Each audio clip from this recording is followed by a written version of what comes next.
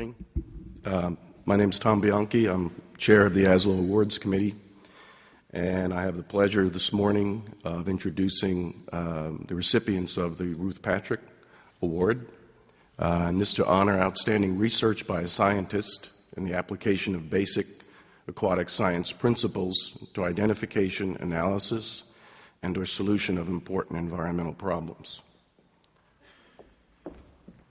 What do we do? No? Okay.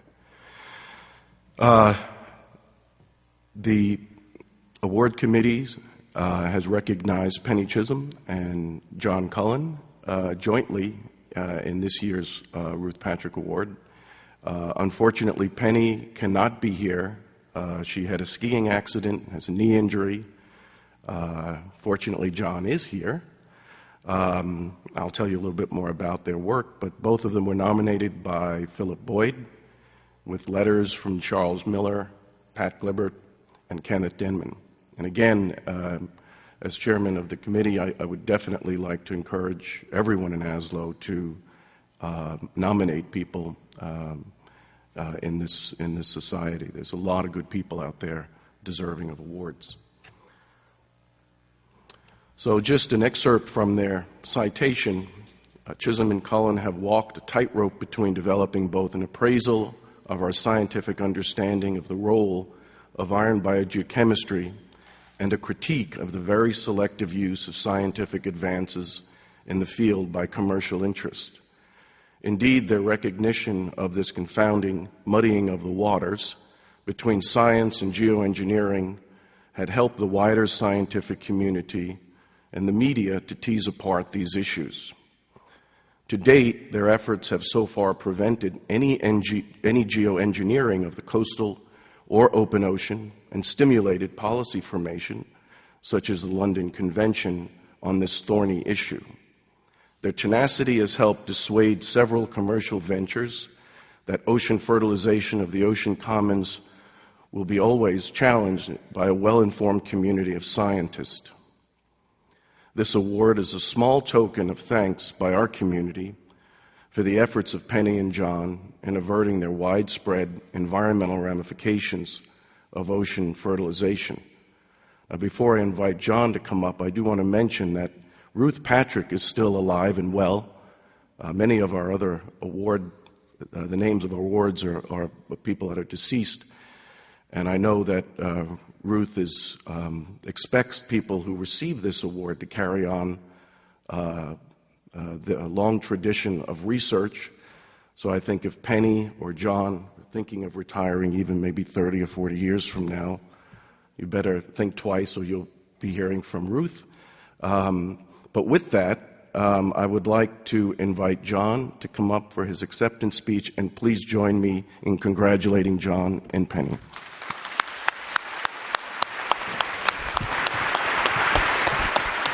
Congratulations. Thank you. Thanks very much.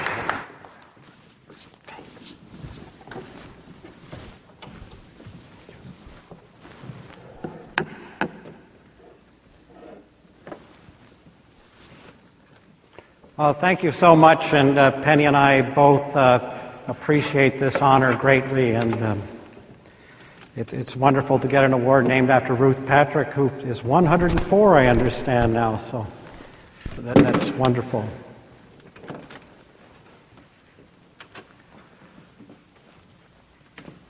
And Penny can't make it, but we'll start with a little bit of a presentation that she recorded at MIT and sent along. And let's hope it works. Penny can't be here, but now through the magic of electronics... Good morning, everyone. I'm really sorry I'm not there in person, as this award means a tremendous amount to me. John and my work on ocean fertilization issues has taken us on quite a journey over the years, and one never knows who's been listening. This is the best validation one could hope for. As those of you who know me can attest, I'm not an activist by nature, and I'm really leery of blurring the line between science and activism. This is a particularly difficult line for ecosystem scientists, since we rarely have the luxury of unequivocal answers. And yet our research is often used to inform policy decisions. Years ago, when I finally felt compelled to write about the risks of large-scale ocean fertilization, but was worried about crossing the activist line, I was given 2 pieces of advice from trusted colleagues from other fields. The first was, remember, information is not activism. And that helped me shape my arguments. The second piece of advice was, don't do it alone. And working with John has made all the difference in that regard. There are many others who have supported us along the way and participated in our narrative in one way or another. I would like to mention just a few. Paul Falkowski, Charlie Miller, and Philip Boyd were extremely helpful, each providing unique perspectives on the issues.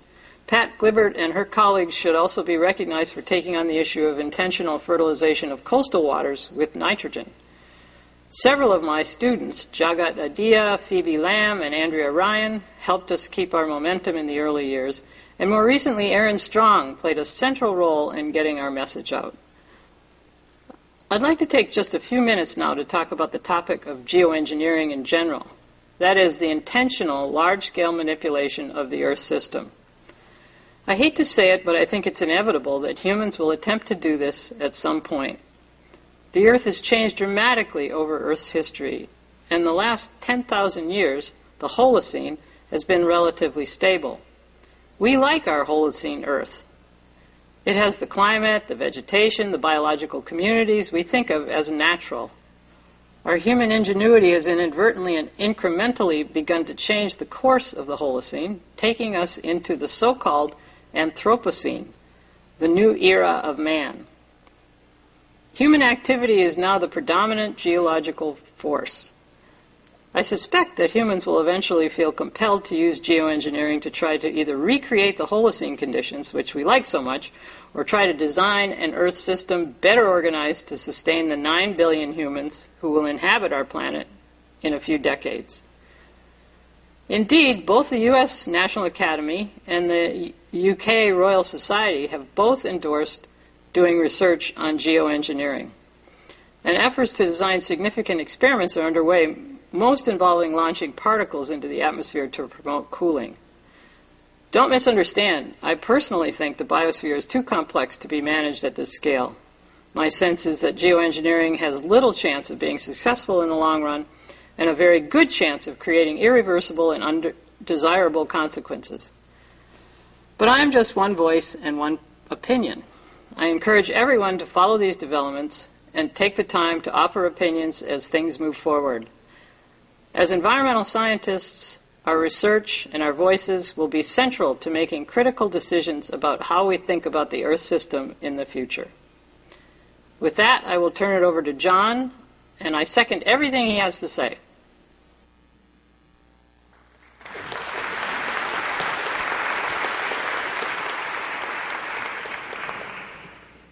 Thanks very much, Penny. And as always, she just gets right to the point and uses fewer words than I.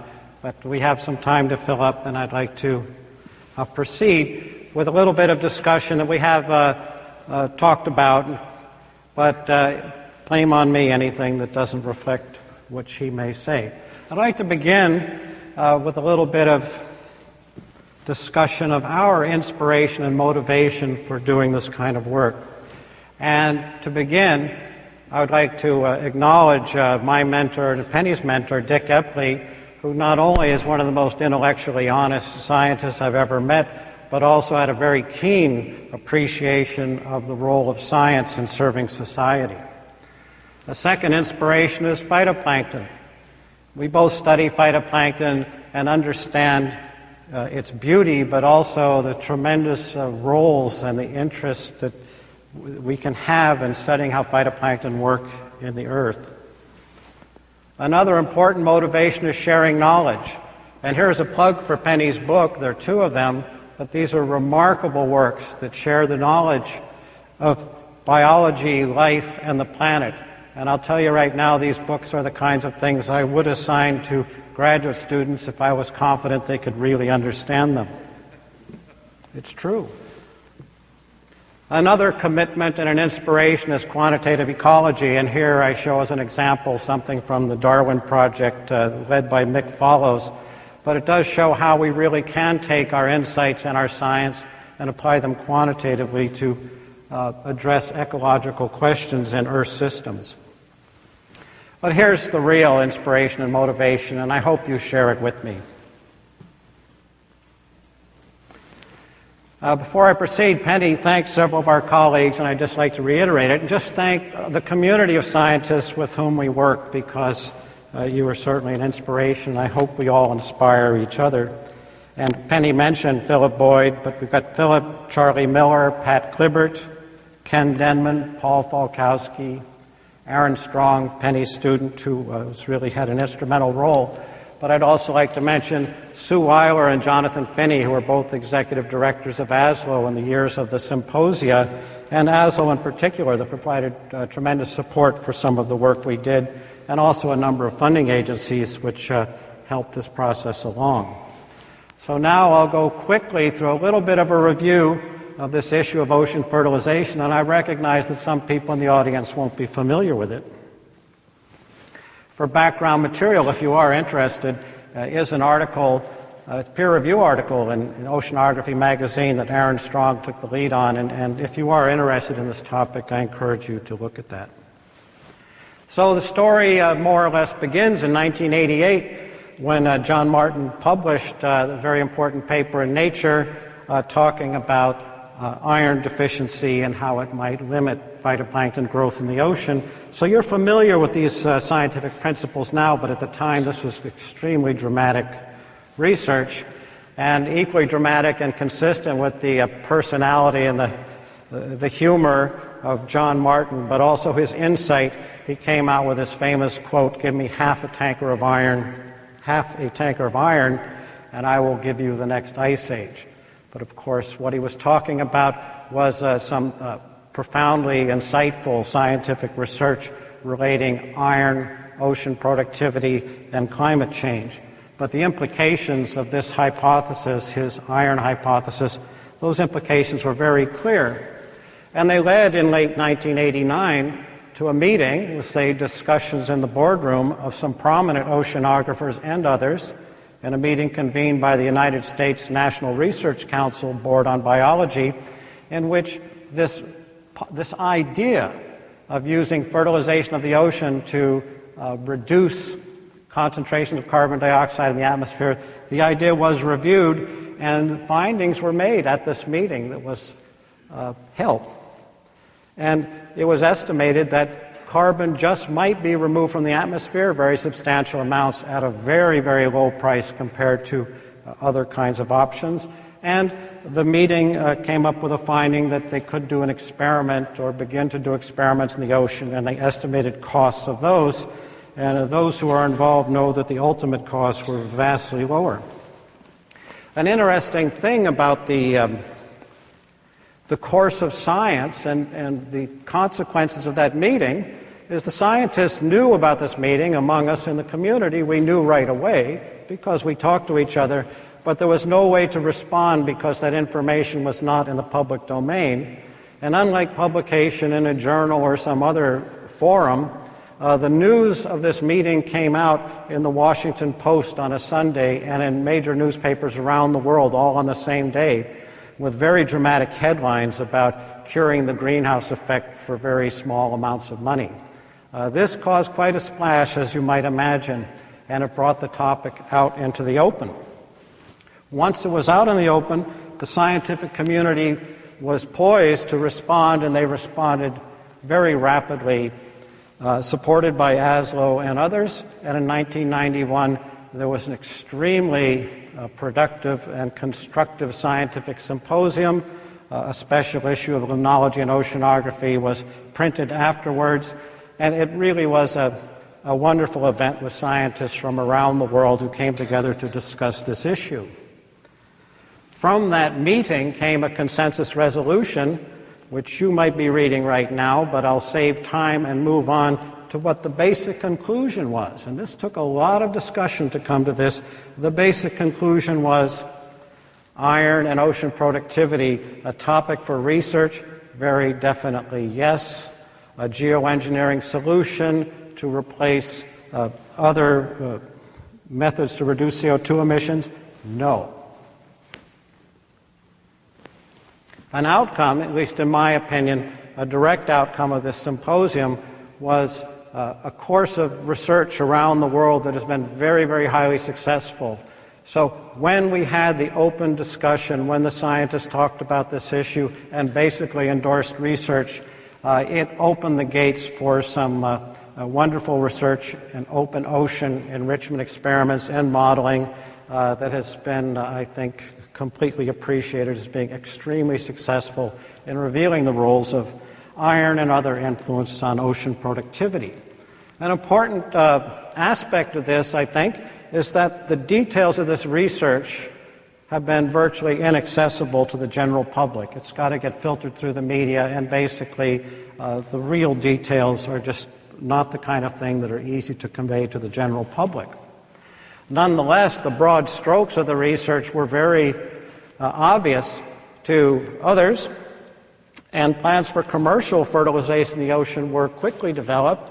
This is one of the pioneers of commercial fertilization, Michael Markles, and he received a patent for fertilizing the ocean with a special form of iron, and also this patent included seeding the ocean with other materials such as nutrients, microorganisms, and fish. So this was a dramatic proposal which he did publicize in different places.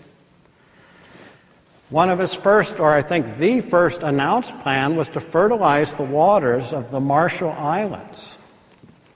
And he received a lease from the government for 100,000 square miles of the ocean, which was going to be fertilized for enhanced fish catch and potential carbon credits. So this is quite a dramatic and ambitious plan.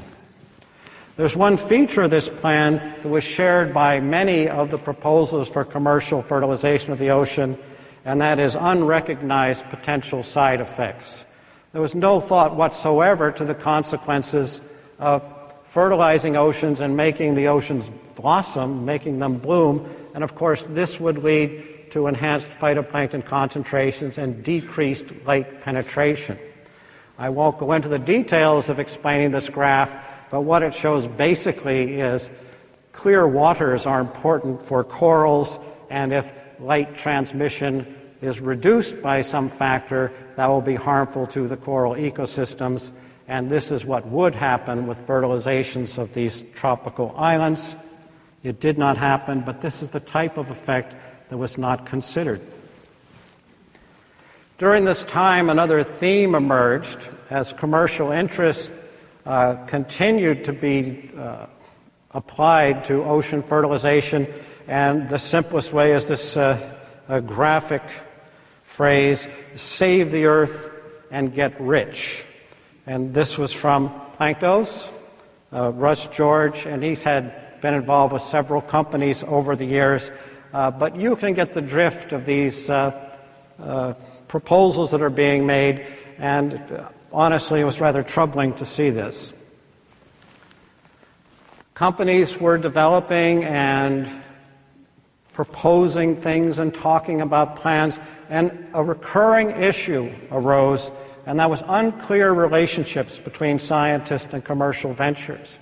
The companies would say they had affiliations or consultations with scientists, but these were not really revealed, and it wasn't known whether they were really existing. There was a lack of transparency, but I would like to point out that at least one company claimed affiliations that didn't exist. So the issue is there were unclear relationships between scientists and commercial ventures. In 2001, Penny Chisholm, Paul Falkowski, and I published a piece in the Policy Forum in Science, and you see the title, Discrediting Ocean Fertilization. And these are the main points of this article. And it was in response to the kinds of arguments made by those who wanted to pursue this climate mitigation with fertilization. And our main points were ocean fertilization is not easily controlled. It does not mimic nature. The effects are not easily verified.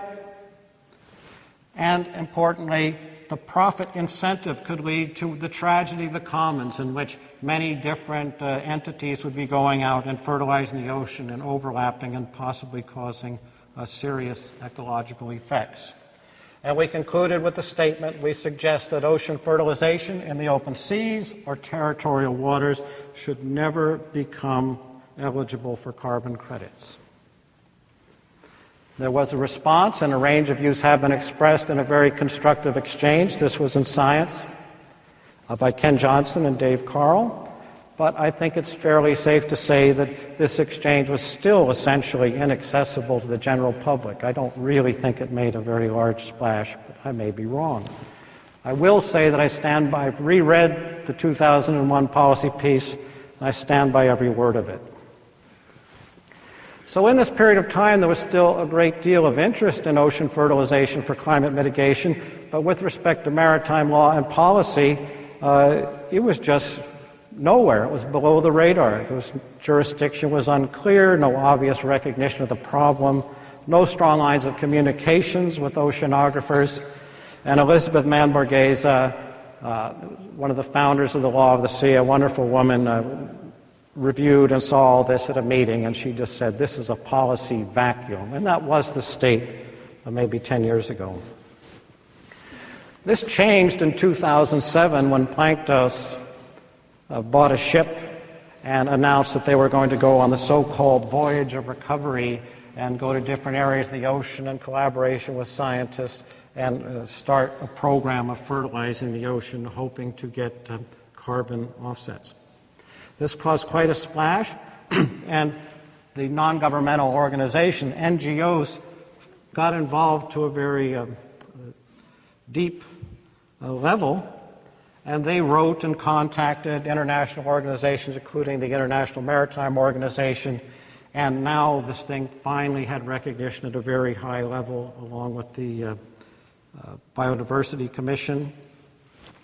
And to make a long story short, the London Convention, in charge for marine pollution, have taken this issue on, and they are developing a very strong international framework for research on ocean iron fertilization, and I think this is, at least in my view, one of the principal successes of our focus on trying to apply science to this problem.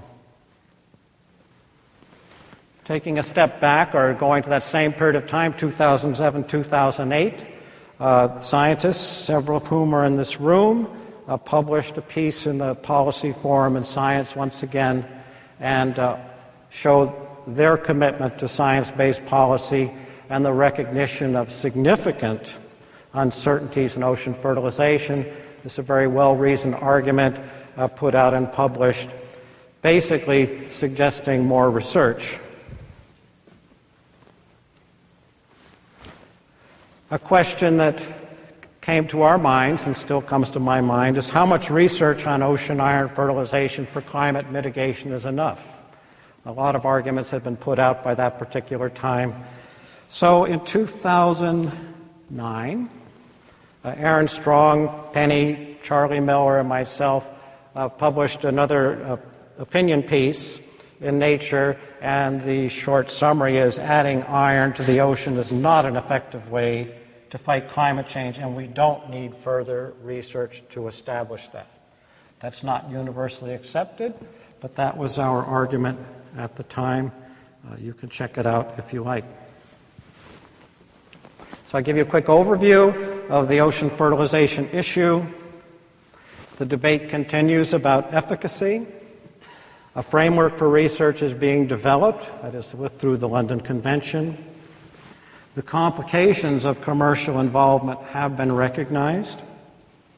And most important in my mind, science has informed policy at essentially a global level, and I think this is very important. But as Penny said, we're in a new era now. We are in this Anthropocene. Geoengineering must be studied. I agree with her that, like it or not, it's going to be tried at some level. And some of the promoted approaches, I think some of you've read about these. There's different things, stratospheric modification, and all sorts of different plans. The idea of geoengineering is here to stay. I recommend this book, Hack the Planet, to give you an appreciation of the kind of ideas that are being promoted and how they course through society and go to wherever they're going, because as scientists, I think we should have an awareness of this. For example, there are discussions of implementing procedures. Bill Gates is one of the co-holders of a patent application, but not the only one, to deploy devices in the Gulf of Mexico to change the thermal structure of the area in advance of hurricanes and starve them of the energy they need. This is a big idea, a big project that presumably, well, would have big consequences. All this stuff needs research.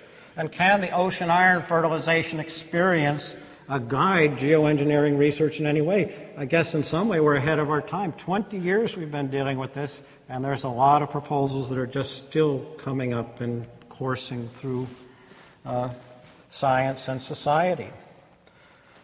Here is one example that I think is useful. It's about a recent canceling of a geoengineering trial of a device that would be delivering materials to the upper atmosphere.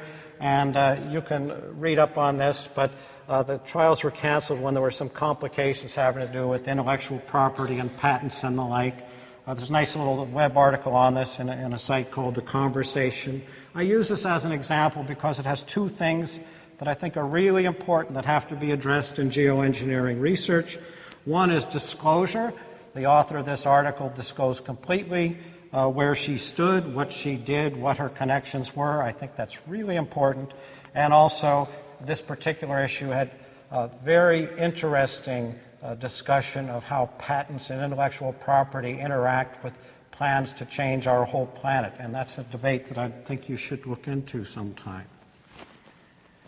This whole thing brings up a dilemma for scientists, and it's something we've thought about very hard for a long time. As scientists, do we participate in experiments that have great scientific value but fuel ideas that we think are flawed?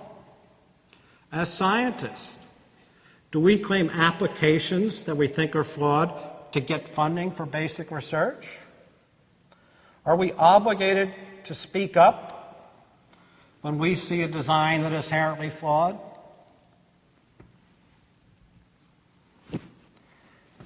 Scientists should act responsibly. Transparency and disclosure statements, I think, are essential. We all have to consider personal choices in the directions of our research. We have to consider the consequences of action and the consequences of inaction. I have a question for each and every one of you. Do you have a responsibility to act? This is not a question just for today. This is a question for tomorrow, next week, next year, you younger folks, next decade, the decade after that. Do you have a responsibility to act? And there's your answer.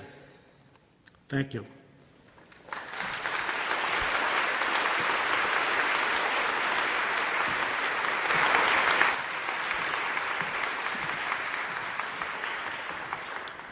Thank you, John and Penny.